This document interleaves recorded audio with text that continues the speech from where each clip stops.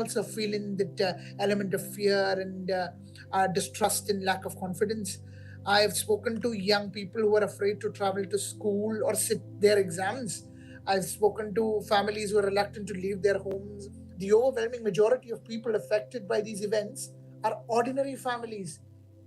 This Belfast local spoke to MEE on the condition of anonymity, fearing attack, and it's easy to see why. Roadblocks, arson, families driven from their homes, 27 people made homeless by masked mobs hunting people of colour with clear, violent intent. This is Belfast today. Riots broke out after a public stabbing in North Belfast in Monday, for which a Sudanese man with refugee status has been charged with attempted murder. Despite calls from the victim's family who said, "We do not want this terrible tragedy to be used to divide people or fuel hostility."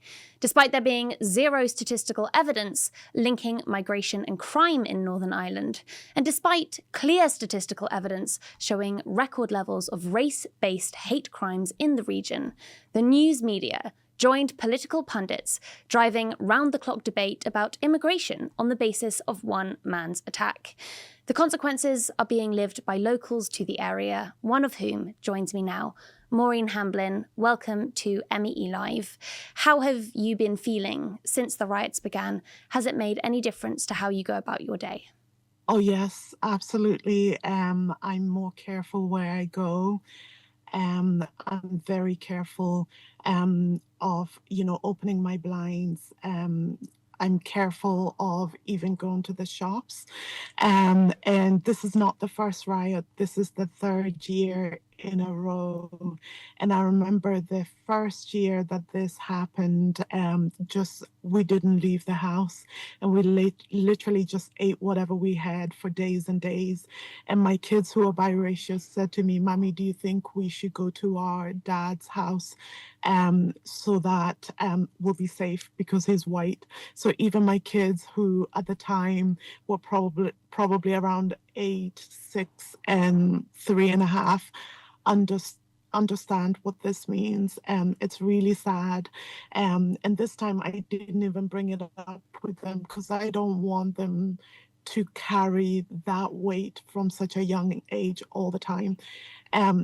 So I've cried in the shower. I've been really angry, and I feel disillusioned. I feel hopeless. I feel lost, and I feel, as the video that you just played, I feel a lack of trust in the system and in the Northern Irish government. I'm so sorry, Maureen. That is a huge amount to carry, and I really cannot imagine how you must be feeling. But something that does strike me is that so much of the far-right anti-migrant dialogue claims to be about protecting women, right? And when I look at these scenes of masked, armed men patrolling the streets, as a woman, I feel pretty terrified. So combine this with police data that shows more than 1 in 5 people arrested during the 2024 riots were reported for domestic abuse. I wonder, as a woman, what is your message to the politicians encouraging this pure cold rage? Well, as you might know, Northern Ireland is one of the unsafest places in Europe for women. It's at the same level as Hungary, who have, I think, 10 times more population. So we have about a population of 1.9, and our femicide rates are the same exact as theirs. So there's no way these men are protecting us. Well, not me, because I don't fall into the category of women that they protect, but there's no way they're protecting white women because they kill their women. They're the ones, they have high rates of pedophilia and child abuse and domestic violence. So there's no way they're protecting their women. This is projection. This is marking their territory. This is saying only we can harm white women and not black men. And if you look at the statistics, it is them. It is them killing their own women, and they're just projecting that hatred and claiming to kind of own the women, so they're not protecting women and children. And white women should be scared, and they should understand what patriarchy does to all women around the globe. I'm from a country that also has a high femicide rate, so I get it. Women are not safe anywhere in this world, but white men using this as an excuse to drive us out of our homes is disgusting and should not be allowed. Is this a crisis of immigration? No, absolutely not. Northern Ireland has the lowest immigration rate in the UK and across Europe. Our numbers are very low. Majority of the people here are on work visas, and those families, if you have a family of 5 people, they contribute around 98,000 every 5 years in visa fees and in taxes, and that's excluding their petrol, their rent, and everything else that they contribute to the economy. They also pay an NHS surcharge that other people do not have to pay. So it is not an immigration crisis. The numbers of refugees and asylum seekers are so low, you couldn't even, I think a quarter of the SSE arena here, you couldn't even fill up a quarter of that arena with asylum seekers. So it is not a problem with immigration. Maureen, I can hear the emotion in your voice, but you are also something of a community leader, particularly for ethnic minorities in the local area. What would you want to say to members of your community who feel afraid? I feel the same fear, and I am sad as well. And I want you to know that you're not alone. There are communities here, like Axoni, Women of Color Belfast, Anaka Women Collective, who can offer support, and many, many others.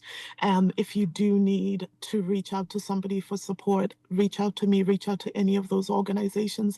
And I want you to know that you are a positive contribution to contributor to this society. Don't ever let anybody tell you otherwise. And I want you to know that your melanin, because literally that's all there is, extra melanin and curly hair, does not make you violent. We're not more inherently violent than white people are. Humanity has a problem with violence. We're not the only problem. And I want you to stand firm in who you are, and remember who you are. And before the world called you violent, before the world called you ugly, you were so much more than that. And you need to stand in that truth and hide in that truth in these times, and stick with community and close allies and people who are safe for you. And what would you want to say to members of your community who are involved in the violence? I wrote an article of this. I think it frustrates me that when Black and brown men participate in acts of violence, or even things that might seem violent but might not be, and it comes from a place of privilege as men. And there was a group a few weeks ago, not even 2 weeks ago, of brown men carrying swords at Hayes Park, and that meant that it agitated the community. Now, I hate the idea that we have to be twice as good and twice as polite. However, if you know that the act that you're committing is going to put hundreds and thousands of people at risk, I need you to think about your actions. Don't walk around with swords, whether symbolic, whether religious.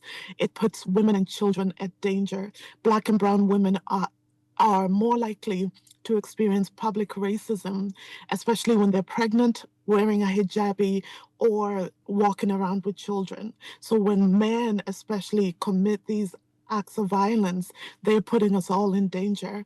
And also, you need to be a citizen of the earth and go to therapy, learn how to control your emotions, so that when somebody pokes and prods at you, or whatever the situation was, I don't know what happened between the two men, that you're able to walk away and not take a knife and hurt somebody else.